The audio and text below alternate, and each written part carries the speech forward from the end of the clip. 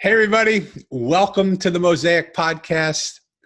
The beautiful thing about doing a podcast is somehow you end up meeting people that you would never in a million years meet. And yesterday, I put out a invitation to this podcast site, and Genevieve's assistant, Erin, responded to it. And I gave them the link to see about when they're coming on the show. And she chose today. So Genevieve and I know each other all of about 14 minutes, maybe not even that much. But here's the most amazing thing about life when you're open to it. They call her a human connector. They call her a human connecting person. The Mosaic is all about connection. And so out of the blue, somebody that I've never met is now the human connection speaker. And she's responded to this podcast. And it really isn't as much of a surprise as we think, because we all are way more connected than we believe we are. In our world today, the lie has become so easy to believe we call it the truth. And the truth has become so hard to believe we call it a lie. Let me dive into that a minute. The lie is that we're separate. And we look, even in this interview, I'm looking at Genevieve through a computer. I have never met her before. I don't even know where she lives. I don't even know what part of the country she's in. Are you going to really say that this beautiful woman looking at me and this old man staring, looking at her are the same, and we're connected, and we're 100%, we're equal, and I'm going to answer to you yes, because in the world of form, no, we're completely different. But quantum physics and in science and spirituality has always said, we're not made up of the form of this body, we're made up of energy. And when scientists even look into our bodies with microscopes, they don't see matter. They see swirls of energy. So we are so much more connected than we think. And in that perspective, of course, we would be having this conversation. And of course, we would hook up like this today on this. And within 14 minutes, know that we're going to have a fabulous conversation together. Let me stop talking for a minute and just give you some of her background. Okay? And then I got to really shut up because I'm talking too much. Genevieve Piturro. Yeah. She was a successful television marketing executive in New York City for 20 years. When a little girl's question changed the course of her life forever. And she left the corporate ladder and began to do something completely different. She began delivering pajamas and books to children in shelters in 2001. She founded the Pajama Program, a nonprofit which has been recognized nationwide for both its success and Genevieve's story. This is a girl from Yonkers, New York. A native to immigrant parents, Genevieve received a Bachelor's of Arts degree from Fordham University. Today, she and her husband reside in Irvington, New York. But here's the kick. A brilliant idea inspired by the question of one little girl has led her on to such platforms as the Today Show, Oprah, GMA, The Early Show, CNN, Fox and Friends, O Magazine, Forbes, and the Wall Street Journal. And she rang the NASDAQ stock market opening bell in 2016. She's been the recipient of many local and national awards. She's an international speaker now, consultant and author, and she's made it her mission to inspire men and women across the globe to listen to their heart-voice connection in pursuing their passions to achieve success. Besides the amazing credentials and accolades, Genevieve remains a very remarkable and engaging speaker. We're going to list all of the ways for you to get in touch with her, because I know you're going to, in the show notes below. Very quickly, GenevievePiturro.com, but you're going to want to look at the show notes because there's a lot of things that could be misspelled there, but it'll be put in the show notes. Genevieve, without speaking anymore, welcome, for God's sakes, to the Mosaic Podcast. How are you today? I'm fine, Daniel. How are you? Oh, if I was any better, it would be illegal. So I always say that And I think what people think is much different than what, is actually the reality, but I give them that momentary illusion of what that looks like. Let's jump in. The first question I always ask is always the same question. And I just find it interesting to see where life takes us. When you were a kid, not like going to school already, but just a little kid, what did you want to be when you grew up? I wanted to live in a beautiful house. I wanted to travel all over the world and meet all kinds of people that were different than me, that looked different than me. And I wanted to just feel like I was running free from one adventure to another adventure, like a Peter Pan for girls. There you go. And is that where you got it from, the Peter Pan idea? Like, where does an idea like that come to a young girl? I don't know. I mean, I growing up not so young, as a teenager, I watched Mary Tyler Moore, the Mary Tyler Moore Show. Yeah. And I thought she had the best career. She was a single woman. She didn't rely on anyone else. She worked in an exciting job in TV. And so I sort of copied that. I worked in radio and TV. I was a single woman. I worked all the time, and I was married to my career like she was. I didn't have time to get married or have kids because what I was doing was exciting. And so I guess when I was little, I wanted to have all those adventures. And as I was growing up, really trying to formulate a career or some kind of a choice of life, she had it. She had it for me. So it's interesting to me, and I just want to sort of side note this. It's interesting to me how much our media and how much our television and how much the characters that we meet in the world around us have an influence on us and an impact on us, even without them even knowing it. Mary Tyler Moore probably never had any idea that she impacted your life in such a big way. No, she didn't. She had no idea. No. And yet she did. And so it isn't just the people that come up to you and say thank you for being who you are in your life that matters. It's the people that you don't even know, you don't even see, that have such a tremendous impact that a little girl wants to grow up to be just like you. Right? Yeah, I agree. What did people say was your biggest strength growing up? What did they say? Well, when I think about Genevieve, she's a powerhouse here. Well, I like to write. So people, not so much my personality, but they always said I was a good writer. My mom always said I was a good writer. People always thought I was independent, and I was. My mom tells a funny story of how I was younger than 2, and I kept crawling out of my playpen, and she kept putting barriers and higher walls, and next thing she'd know, she'd turn around, I'd be right there at her feet. I got out. I kept getting out, and she kept saying, "You are so independent," and people said that. So I guess I was an independent writer type. But it's interesting, like, as I piece together the pieces, because that's the mosaic for me. Even just the little bit that I know you, one of your goals in life was to get out of the world, to be free, to travel, to see all these things. And even at 2 years old, you were climbing out of it, right? Yes, that's what my mom says, even then. Yeah. You wanted to get free. You wanted to just do it. And so as you entered into the field of Mary Tyler Moore, and you went into the show business and into the media arena. I went into radio.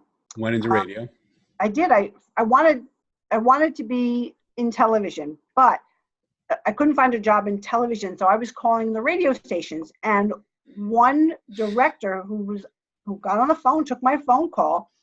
He asked me so many questions. And finally, after about literally 40 minutes, he said, "I've been asking you all these questions because I think you have a great radio voice." Oh, wow. And so he hired me to have the overnight shift, not of the radio station, but of the radio station's new project, which was called News Phone. You could call a number 24 hours a day and get the top headlines for a minute and a half. And he wanted me to have the voice midnight till 8. Wow. And when I did that for almost a year, and they actually shared space with the television syndication company in Manhattan. So when I was leaving at 8 and the TV people were coming in, they were curious about me. I wanted to know what they were doing. And when there was a job in television, they hired me. Crazy. Yeah. So even unpacking, like I love to listen to what people say and unpack it, and you make sure I'm unpacking it correctly. Often what we think is happening is not at all what's happening. Here in that radio interview, you were answering his questions, thinking for a job, when really what he was doing is listening to the quality of your voice and how you respond. He was auditioning me. Yeah. Which is so beautiful, because things are never what they seem to be. And then the connection that you made to just do that, which is, that's a late night, that's all night, right? Being out all night. Yes. Which is not something that most people would love, but that connection then opened up a door for you as you were passing through people that were coming to work as you were leaving work, to meet other people that opened up another door for you. Is that pretty much how it happened? That's exactly how it happened. And so for people that are into connection, and pardon me, we have Army base. We live right by the ocean, and they have helicopters that fly. Oh, okay. I don't know what they're looking for, but for people that are into connection and connectivity people, look at already the connections that are happening in your life. When you put those together, which I'm sure you're aware of, but I want to make the listener aware of that too, of we are one connection away from everything we want. And we just have to be willing to walk into every door that opens. How did you have the courage to do that? I think it's the adventure. I think, of course, when you're younger, you have no fear. And you think everything is going to turn out great. And I think we need to find a way to hold on to that until our last breath. Because when you have no fear, you don't even think about the possibility of losing anything. You're just looking at something with, wide-eyed and just convinced it's going to be something great on the other side. And I think if you have that attitude and you expect something to be great, it'll be great. Even if to somebody else it might not be that great. To me, that was great. Yeah. So go underneath that. Let's go deep there for a minute, because there are so many people that are listening to this podcast today that say, no, I know that. I know that if I just could find that place again where I trusted myself and I was just a kid again and I wasn't scared, I would have a different life than I have now. I would take risks and it would be fabulous. Right. But I'm scared to death. How do I do that? How would you recommend to people that they get to that place where, well, maybe they do have fear, but how do they get past that fear? I think, like you said, I think it's okay to know that it's scary, because there's not one of us that hasn't been scared. You don't have to look too far, talk to too many people to confide that you're afraid, and they will surprisingly confide right back. So I think to pretend it's not scary and to pretend you're brave and that nothing worries you isn't helpful. I think you have to realize, I try to think every day of the rocking chair test. When I'm 95 in a rocking chair, I don't want to look back and say, why didn't I? Why did I just plod along? Why didn't I try it? Because if you try and fail, how many stories we read all the time about how many times it took, from sports people to entrepreneurs, how many times they failed. And once you fail, it's easier to try again. And once you fall down and you get up, it's easier. So I think I jump. I always say I jump off the corporate ladder. I jump into the ocean and then figure out, how to swim. I just keep flailing my arms and just keep focusing on the horizon or staying afloat. And that fear comes in and I let it come in, and then I usher it out, and I keep going. I just take one step in front of the other. But there are times that it is scary, and this is new for me, this whole just speaking and writing a book and everything is new, and that fear creeps up, and I keep thinking, when's my luck going to run out? Is it going to run out? So I bet you don't really keep thinking that, or else you would be scared to death.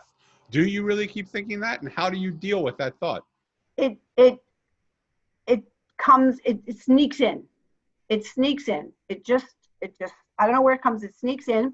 I can sort of pretend it's a fly, you know. Somebody taught me something that was helpful, and maybe this will be interesting to relay. But when I started my very first company, a mentor said to me, what I want you to do is get a shoebox, and I want you to write whenever something good happens, whenever you get a deal, big or small, whenever you get a check, big or small, whenever somebody hires you for a tiny job or big job, any success, write it down, fold it, and put it in the box. And when you have those days that you are doubting yourself and you think, this was a terrible mistake, I have to go get a job, I'll never get through this next thing, he said, open that box and see what you've done and see how far you've come. And I do that to this day. And as you get older and as you do more, that box is bigger and fuller. And that needs to tell you, to convince me that I've done this. I can do this. Don't think I can't do it. Why not? I've done it before. I've done things before. And I just look in that box. Fabulous. Fabulous. Do you ever look in that box and say, it's time to let this go? Like, this just isn't, like, how do you know with that philosophy when something just isn't working? Because there are times we try stuff, and you and I just spoke just very briefly, and you said there's some times where you've tried some things and they just haven't worked and you had to let them go. And so how do you know with that philosophy, when's that moment to cut it free and let it go? And when's that moment that you're only 3 feet from the goal and just keep walking and you'll find it? Right. Well, I think you have, and I have had to be flexible. So if I truly believe that there's a germ of an idea and that there's a premise that's worthwhile, then I have to be honest and think, if this path to it isn't working, let me look at another path to it. And that's sometimes hard. You've invested so much in going one way down, thinking you're going to reach that goal in one direction. And it's hard to let that go and start a different direction. So rather than throw away an idea, I have had to find the strength to make a right turn, make a left turn, go back and look again. If I felt strongly that there's an idea or I've gotten enough traction that it's the direction I believe I'm going in that is misguided. Yeah, I love that. And I want to sort of paraphrase that for people and see if you resonate, because we're very much the same, I think, in a lot of things that we're doing in the careers we've taken and all of that. I think it's always a matter of perspective. I think if the goal of where we know, if when we know our purpose, there's nothing that can shake us from our purpose. Right. But sometimes the way we're walking there, we're just walking into a wall, and we can continue to walk into the wall, and we can positive vibe the wall and say, it's a pretty wall, and I'm not going to let that wall stop me. And we walk right into it and fall flat on our face again because it's a wall. But when we have the ability to step back, to change perspective, to elevate, to look at it from above, and to see it in a different way, what we might find is, we were just inches away from where the wall becomes a door. And if we weren't so determined to do it this way, my way, figure it out, this is how I have to do it, but we're just to step back a little and see, wow, there's a door over here, opportunity will open. And so I'm also a big advocate now for not running away from the pain of what's happening. Pain is okay. It's the meaning we give to the pain that isn't okay. Do you believe that as well? I do. Yes, I do. I think it's very human to feel the pain, to have a little meltdown, to cry, to, run around and ask whoever your higher being is, what am I doing wrong? Help me, I think that that's very human. And then what we do after the meltdown or after the begging and the crying, that's what makes the difference.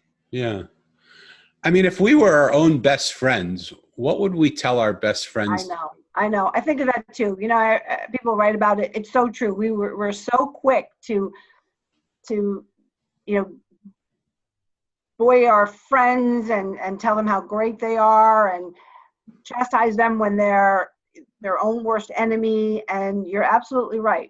We should be our own best friends and telling ourselves these reassuring things. Yeah. I for me, I found in connection, there are four connections that have to be made in order to have real connection. Most people, I find, when you ask them what connection is, say, well, this is connection. It's me connecting to you, me connecting to another person. But I find there's three other connections that have to happen really before that's possible. Mm-hmm. The first is connection to self, Mm-hmm. because when I'm knocking myself down all the time, basically I'm just hitting myself, which means I put a wall up to protect myself, which means I have no reality here because all I'm seeing is a wall 3 inches from my face. And I don't know where I'm going to hit myself. So I build it from the top of my head down to my bottom of my feet. And I walk enclosed in that wall, not seeing anything and not really connecting. So what connects is my wall connects to your wall. And we think that's connection, which eventually has no intimacy because there's no intimacy, right? So the first connection is connection to self. The second connection for me is a connection to something greater than ourselves, which is knowing that we're not, so many times I think we're in a pandemic of people who feel like, I don't feel good enough. Well, you know what? Maybe that's true. Maybe we really are. Maybe we should go that way. But maybe when we let something bigger than ourselves, when we let a connection that's bigger, whether you call it source or God or something, come into us, there's nothing that power can't do. So maybe that I'm not good enough is our indicator that that's a time to surrender it back to somebody, something, some force in the universe that can help us do it. Yes. And then the third connection is connection to purpose, that once we know what we're doing, then we can continue to beat into that wall and step back and know that there's got to be a door somewhere here, but we're not going to leave our purpose to do that. And when we connect to our purpose, we then find a way through. And so when you then have people that are kind to themselves and are vulnerable and open to something bigger than themselves and have a purposeful place, making connection with other people like that, that's to me the place that moves mountains. That's the place that a small group of people like that come together and change the world. Agree.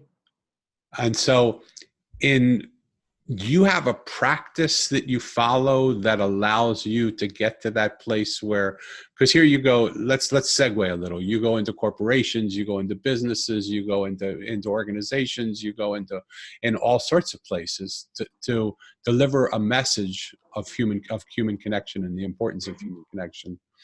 What is it that you say that's so different than anybody else? And why do people hire you?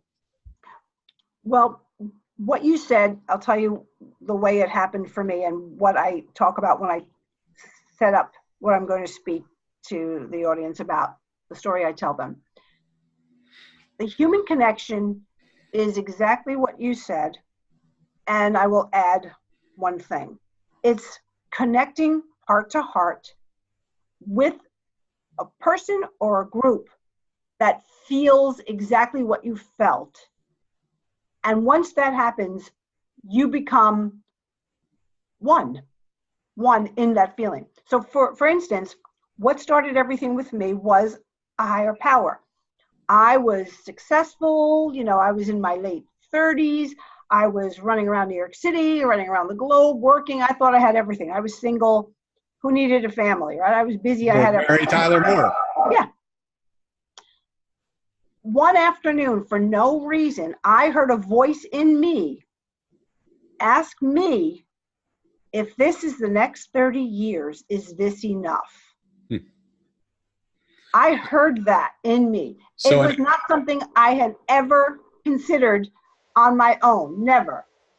So in essence, you had your rocking chair moment. I knew that was coming from something greater than me.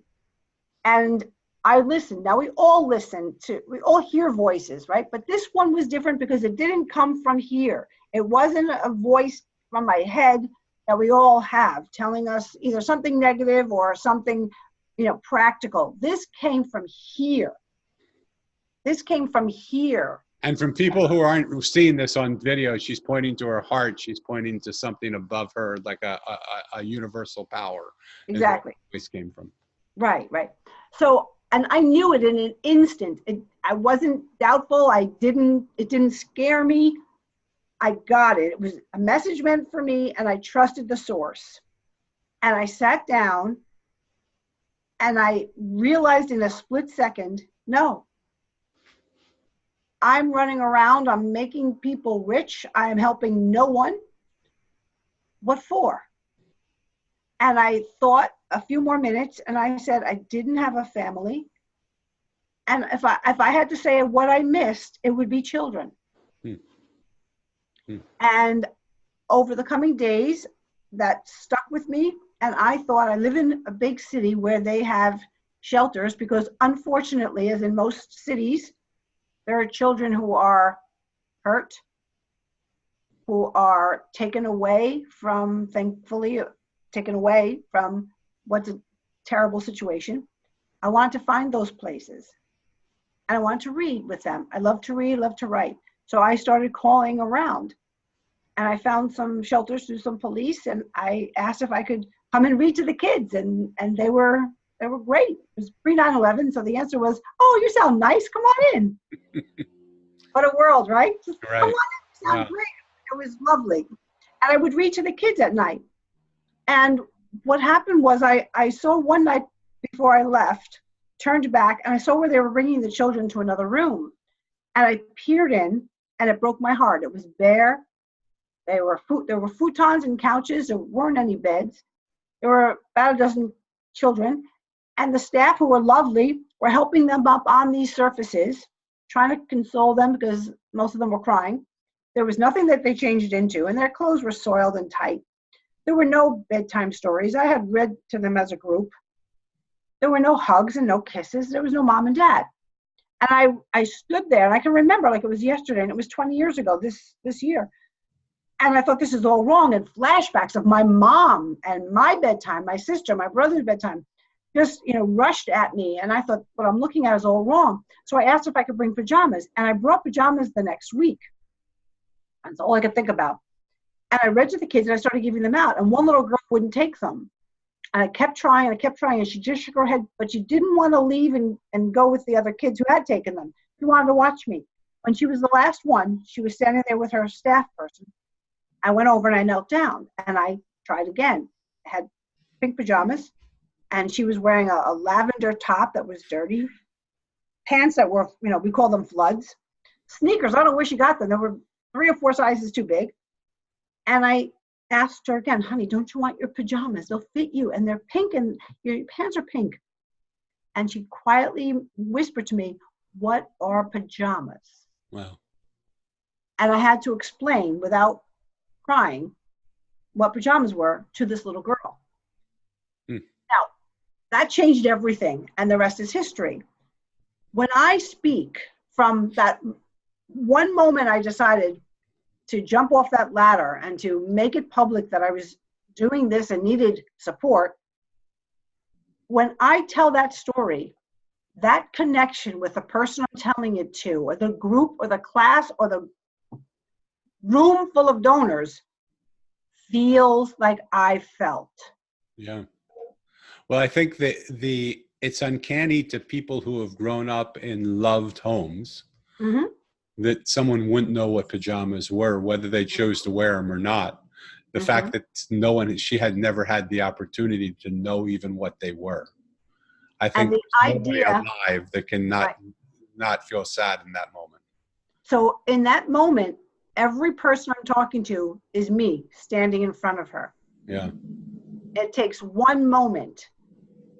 So did you have somebody help you to develop that story, or did that story just come? No. That story is so effective. I just told people what I saw, and I was pretty desperate for support, any kind of support. It didn't have to be money support. But I have never been afraid, and I always tell people, you have to tell people your story. Whether you're asking for money, or you want to make a friend, or somebody asks you how you are. everybody has a story, and I want to hear your story. I don't want to hear what your job is. Right. I want to hear what touched you, what moved you. Totally. And I shared it, raw. Yeah. But obviously the support came because I could see in their eyes, they got it. Yeah. Well, the beauty of a beautiful story that is also true, that really has touched your own soul. You can feel it. You can say that story 1,000 times, 1,000,000 times, Mm-hmm. but still you have a sense of what it was like that first time that you felt it. And so many people tell the story 1,000 times or 1,000,000 times, and they told it 1,000 times. They pause in just the right places. They wait for the applause. They wait for, oh my God. Mm-hmm. But when you have a story that really touches at the heart of what somebody's trying to do, and resonates with someone, then that story takes hold. So tell us about what happened. How did you get on the Oprah Winfrey Show? Because I know that was something that happened for you. Well, I didn't know how. What happened was I was sitting in our reading center where we brought children in and read to them and gave them pajamas, and the phone rang. And it was a woman who literally said to me, and I was all by myself, and she said, I'm so-and-so, producer on the Oprah Winfrey Show. Do you have a minute? And somehow my mouth worked. And somehow I answered the question she asked me. Now, flash back a few months, I met a man who, when I said, I'm thinking about quitting my job to give pajamas to children in need, his response was, go for it. Wow. So I said, you know what? The universe has a way of bringing you who you need. This is a good man. And I married him. Wow. He's very spiritual. He's actually a spiritual teacher, and he writes and does meditations. So men, just a side note, be careful what you say to women. No, I'm teasing you. No, it that was great. What a great thing. It worked for him. And he said, you ever make a vision board? I said, I've heard of them. So I made a vision board with Oprah on it. And he told me, meditate. So the woman called. I was just shocked. And she called a few times. And finally she said people were writing in about this lady giving pajamas to kids and other people who were helping me. And that's how they found out. So how big had it gotten for people to be writing into Oprah? How big was your network before you went on to her show? Well, local radio stations in my hometown and local newspapers were writing, nice little stories and things like that. And through those, we got a woman in New Jersey who was helping, a woman in New York City who was helping me, a woman in Yonkers who was helping me. So it started to grow. So slow down a minute before we grow, because there are so many people out there listening that have great ideas, that have that idea that's their purpose. That is, it may not be giving pajamas to people in shelters, but it's for them as equally relevant as that. Mm-hmm. What did you start doing that allowed radio stations to start doing stories on you? And then what did you do when the first person called up and said, I'd like to help you, and I'm in New York City, or I'm in New Jersey, or I'm wherever I am? Walk us through some of those steps. Sure. Well, my background is marketing. I like to talk and I like to write. So I was writing to anyone and everyone, including TV people, radio people, because I knew I had just my voice.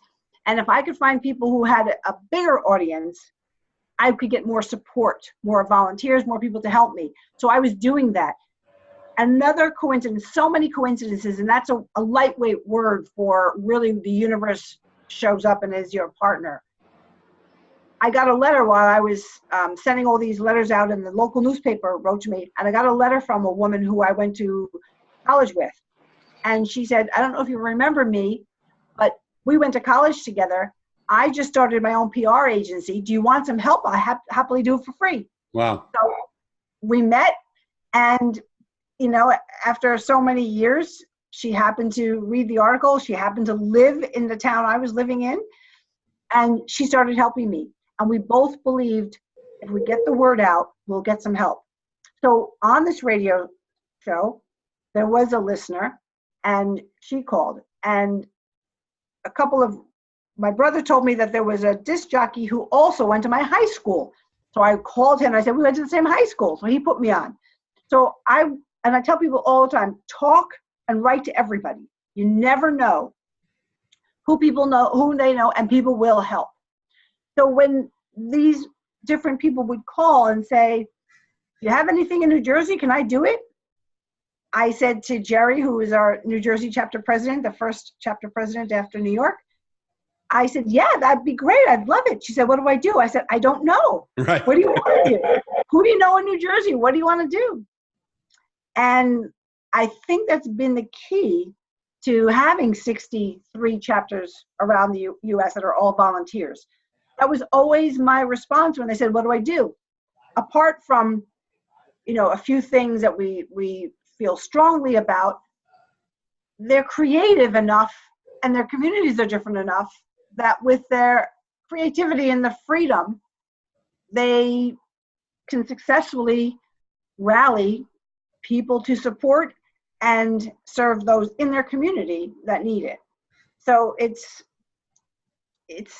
a lot of trust that the right people will come to you and that you'll know what to say when the time is right. Totally. It's not being afraid to talk to everybody in your path, write to everybody, go to the top. You have nothing to lose. And so was there a period of time where you were doing all that and not getting the response that you thought you wanted, or you just were burnt out? How many pajamas can I actually get out to people? And I'm doing this all on my own and I don't feel supported. And or did it just take off from the moment you started?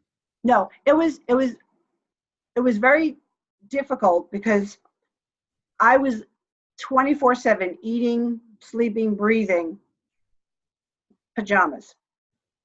I was married not very long. And all of a sudden, I wasn't paying as much attention to my husband as he was because he was helping me do everything. And I was taking advantage of it. Yeah. Because I only saw the list that I called needs pajamas list. So it was very difficult to listen to him say, can you have dinner with me? Not even at a restaurant. Can you just sit down and have dinner with me? Wow. Without paper and pen, without the phone. And I was torn because that pull of those kids and those calls from the shelters had me wrapped around their finger. But I had to be very conscious of the fact that I could mess up a personal relationship that I really wanted. Yeah. So there were a lot of times when I was neglectful and obsessed that hurt my husband. And, he stayed there. He stayed though, and I had to make difficult choices. You have a good man, because I do. There's a lot of people who would have gotten jealous of that and left. So what scared you most about the time when it wasn't working? And then what scares you most about now, the time when it is working? When you run a nonprofit, it's always about the money. The highs are when you are serving the people that you want to serve. So, and those days were always higher when I could bring a car full of pajamas to the kids. That was definitely a high point compared to going to sleep at night thinking of the list that needs to have pajamas and where's the money going to come from. I had also quit my job and didn't have any money. So I was also relying on that generous man, not only his patience, and he was not wealthy and we struggled. So the money, which I think is a big part of a lot of entrepreneurs' nightmare. And a lot of people that I know, they say you can't worry about it. You have to trust. I tried. I try to trust. It has worked out, but not without fear and some times when there was a stretch of it not working out, and Oh, just holding on. so I isolate right there, because there's that saying, we're 3 feet from gold sometimes, and that's when we give up. That if we would only go 3 more feet, we would discover the gold that's waiting for us. But Mm-hmm. that 3 feet often feels like it's thousands of feet away. It feels like it's Yeah. thousands of miles away, and feels like it's on the back of so many 3 feet that we continued to take, Right. and kept believing that it was going to happen, and kept believing that it was going to happen, kept believing it's going to happen. And finally it just gets to the point where it's so hard. And I can feel that you've gone through some of that, where it got to the point where it was so hard. What gave you the strength to know that if I just keep going, somehow we'll make it through? Because you aren't only now, you had become almost the shelterless kid. You weren't shelterless, you had a home, but you had become, your income was gone, Mm-hmm. you weren't Mm-hmm. making any money. And that takes an incredibly courageous person to say, the lives of these kids in these shelters could literally destroy my life, Mm-hmm. but I have to keep going. Mm-hmm. What gave you that courage? Well, I can tell you one time, and I think it relates back to what I said, that the goal is a good one, you're on purpose, but the way you're going about it isn't working, and you have to be free and trust something new. So we were, barely making it. I was always jealous of those nonprofits that had those mega million financial people who made those big donations. We didn't have any. I tried, I'm not a lady who lunches. I didn't know where to find them. I tried, never got one of those, millionaire people, financial people in New York City to drop $1 million. The recession happened. All those people, the crash, they lost all their money. We would have lost it. I didn't know where or how to raise another dollar. Somebody said to me, let's all go bowling and bring our friends and everybody will pay something to bowl. If you were to ask me the top 2 things I hate to do, bowling is right there. I said, I live in New York. There's even a bowling alley in New York City. I don't want to bowl. But it wasn't about me. And there were people who I trusted who said, we have friends. Let's see what happens. We had an incredible turnout, and we bowled, and I bowled. We raised some money. But the magic happened, again, the human connection in being together, rallying together under this difficult, frightening umbrella, knowing that there's very little money, and this is a crazy idea. How is one night of bowling going to save us? And it did. And it wasn't because of the number of dollars we raised that night. It's because of the energy in that bowling alley with those of us bowling, and the enthusiasm, and the we can do this rally. And humans rally. I tell people this all the time. We rally for each other. Yeah. And that propelled us to the next day, and more ideas out of the box at a time when entrepreneurs, nonprofits were closing up shop. And we didn't. And I know it was because of that element of human connection, rallying to reach a goal that nobody was willing to give up. So for those of you who are listening, take a look at the beautiful surrender and the exquisite understanding of when your purpose drives you so much that you have no idea how to find a solution, but you just go to a door that opens for you, that you don't even want to walk through, but the door opens and you walk into it. And how that by its very nature, opens up a possibility for you that you can never see before. And it's not even the possibility that you were thinking it would be possible. It's another possibility, right? It's the same thing that happened for the interview for the voice, for your voice, or for radio. And there's so many examples of it that we see in our day-to-day life. But let's get back to the Oprah Winfrey moment, because you got onto the show. You were, at that point, how long had you been getting pajamas out to people? Well, we were on 2007, so 6 years. 6 years. So 6 years you were on your own, figuring out how to get pajamas to people, going through your ups, going through your downs, doing it. Oprah's people call you. Right. Somehow you end up saying, voice works. You talk to them. They like it still.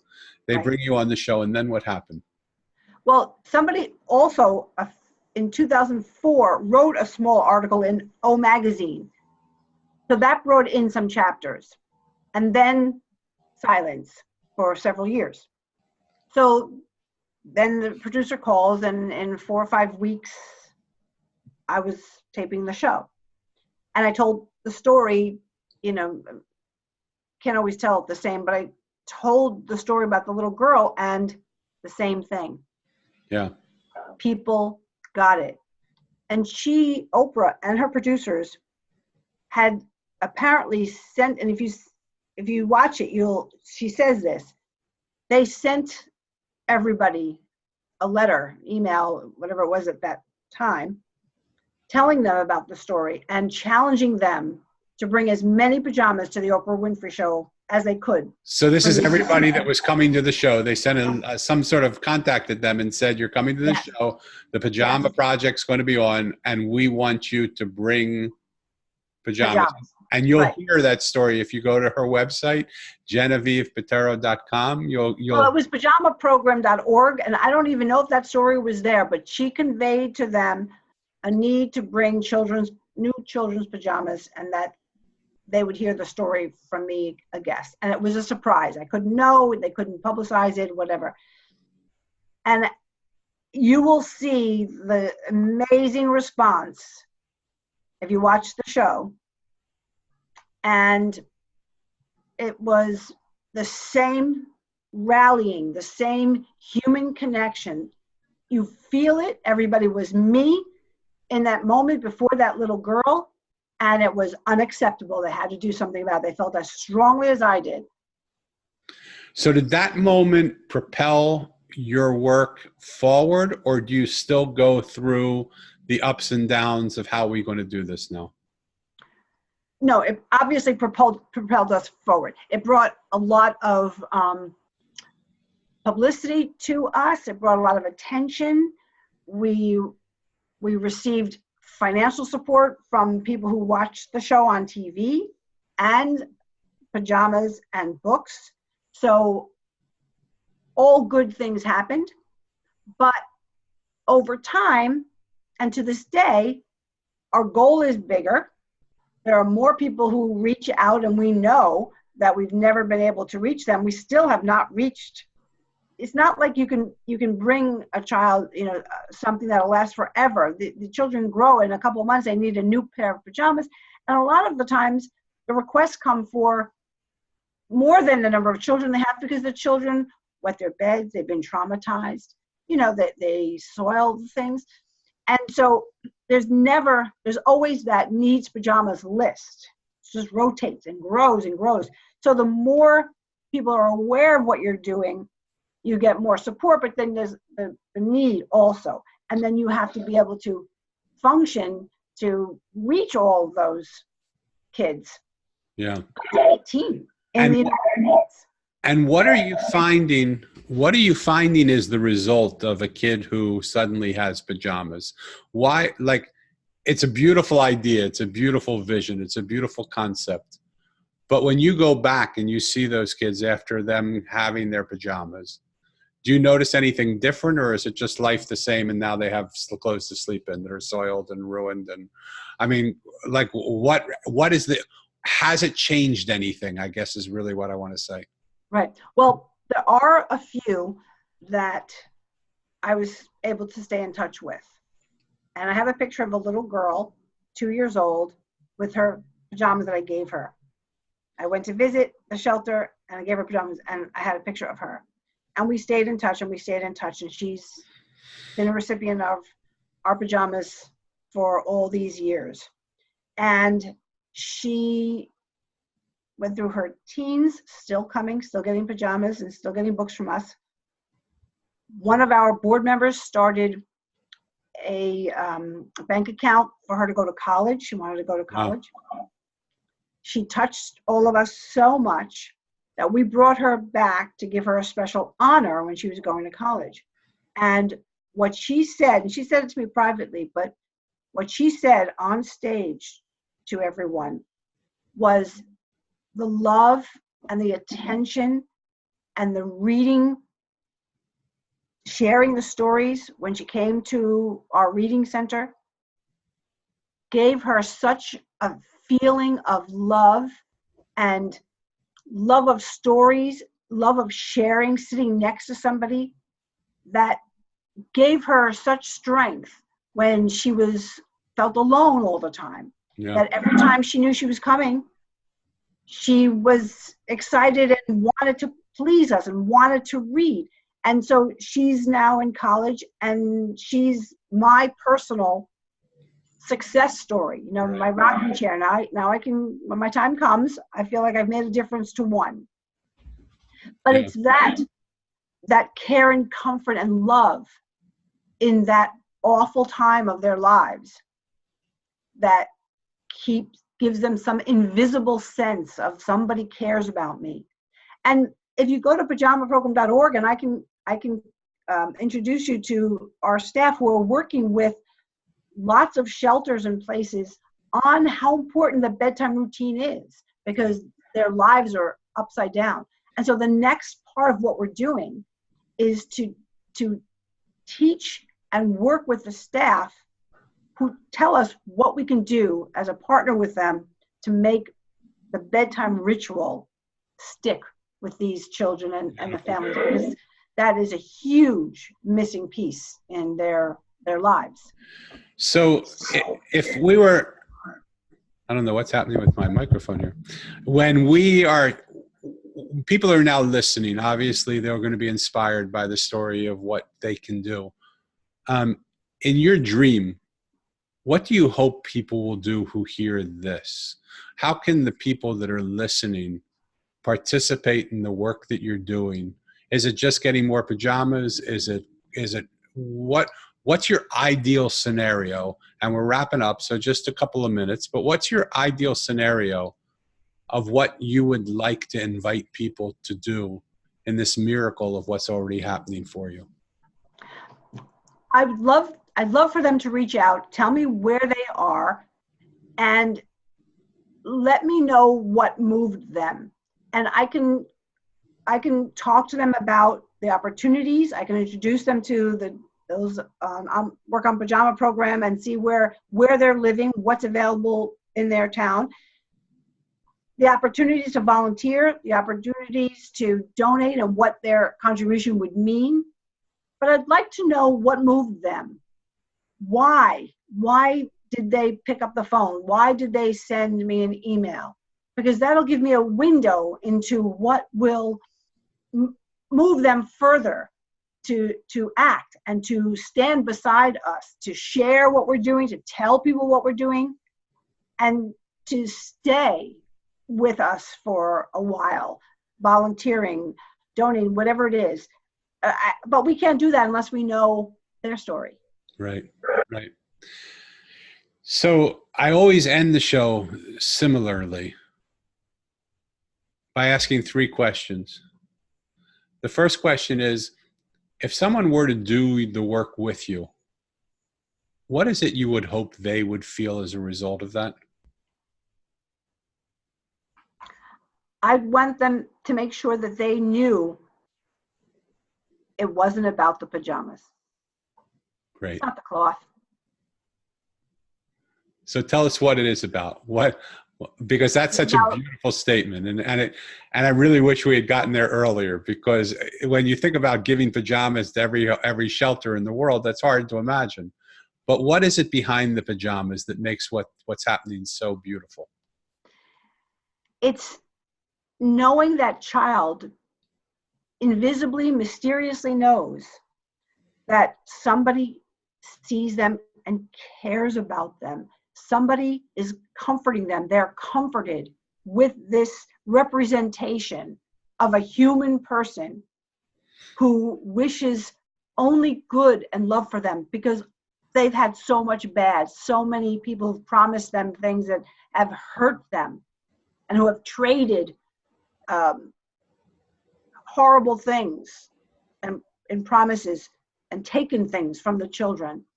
That this simple, soft item that fits them, that's comfortable, with a storybook to read before bed, stays with them and takes them into a dream, and hopefully alleviates nightmare for the night, two nights. Beautiful. Genevieve, when you look at the world that you see today, and we've had incredible advancements, 200 years ago, we were stoning people in the street. So, I know we've made some advances, but we've also had some devolution also in the way we treat each other and the way it's going on. Is this the world that you've always dreamed of handing over to future generations? And is this the world that you look at those kids that you're working with and say, at least I can be proud that I'm going to hand you over the world that we're living in right now? I decided to speak full time and to tell our story instead of sitting behind the desk as the executive director. I'm the founder, and for 18, 19 years, I was the executive director. But I wanted to just be the founder and speak and tell our story, because I think that's what we need now. We need to know that there is something all of us can do.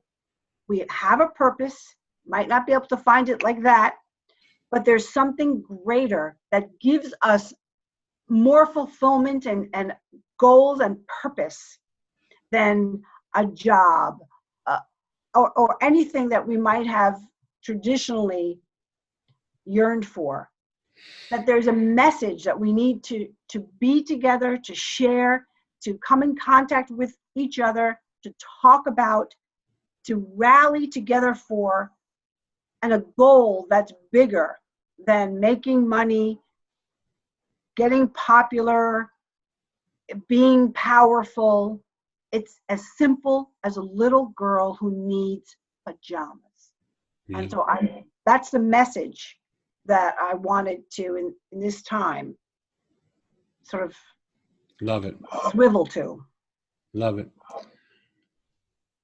Thank you so much for being here. I want to just summarize a little bit, because I love when a story wraps up so beautifully. Because as I listened to you over the course of this time, you've become Mary Tyler Moore. You have left an impact on people that have no idea who's leaving the impact. And the people that give pajamas are Mary Tyler Moore's to the people who are receiving pajamas, because it isn't the cloth that they receive. It's the symbol of some stranger out there that they don't even know. Mm-hmm. Maybe they will get to know them. Maybe we'll care enough about each other to find out who we're giving these things to and take interest in their life and get to know them. But even if we don't, just like Mary Tyler Moore had that impact on you and she has no idea she did it, mm-hmm. Each of us have a chance to have an impact on someone's life without even knowing that we do. Right. And it can come from simple actions of just giving somebody something that they don't even expect to ever get, or just being kind to one another, taking care of each other, changing this world around from an I and my world to a we and our world. Mm-hmm. And when we realize that we're so connected, when we realize that each of us is a part of each other, if one of us is suffering, we're all suffering. And if one of us is happy, we're all happy? And how do we spread out that so that we are all happy rather than we are all suffering? And so it may not sound like a lot. I know for you, Genevieve, it's like sounds overwhelming sometimes to get pajamas into all these places and to work with all these people. To me, as an outsider, it might not sound like a lot to give somebody a pair of pajamas, right? Mm-hmm. But it isn't the pajamas. It's not about the pajamas. And so one of the things I would like to do with you under separate cover is sit with you and see how now you then extrapolate this out from pajamas and speaking to what really is underneath all of this. Mm-hmm. What are those acts of kindness that we can do for each other, whether it's pajamas or food or a sandwich or a job or a ride somewhere or, a medical services or whatever that is, that allow us to take care of each other. And one of the things that I want to share with people through this is that I want you to go to my website also, which is themosaiconline.com. And I want you to click on the header there that says Swarm. Because one of the things we're trying to do is literally end human suffering worldwide by bringing people together so that we come out of our silos of like-minded thinking and we work together with people of all different types of minds to find those areas where we can be similar. The beauty of a mosaic is the connection that each piece has to each other. Mm-hmm. And they don't always connect side to side. Sometimes it's just corner to corner. Sometimes it's just the smallest possible thing we find we're similar in. Everything else we're not similar in. But that smallest possible thing allows everything else on the mosaic to connect because it keeps connection. Right. And when we focus on where we are connected rather than where we're not connected, the world completely changes. Mm-hmm. So it's people like Genevieve who are doing works like they're doing that I can't encourage you enough. Get to her website. We're going to post all of her links in the show notes. Her website again is GenevievePiturro.com. It's pajama. What's the pajama website? PajamaProgram.org. Pajamaprogram.org is another place you can go, and we'll also have that in the show notes just so you have it. She has Instagram, Twitter, Facebook, LinkedIn, YouTube, all the social media stuff. If this has inspired you, reach out to her. Play some part in it. It's what big deal is it? I mean, one pair of pajamas, how much is that? $20? Get people. What she didn't tell you on the show is people found companies to give pajamas, and they were inundated. And I want you to see it on the show, but on the Oprah Winfrey Show. But go to her website, contact her, because the world changes when we are there for each other. We're much stronger together than we are apart. Mm-hmm. And it's people, it seems insignificant or small, or what's one pair of pajamas going to do, but it isn't. There's nothing insignificant or small about it. She's given over how many hundred?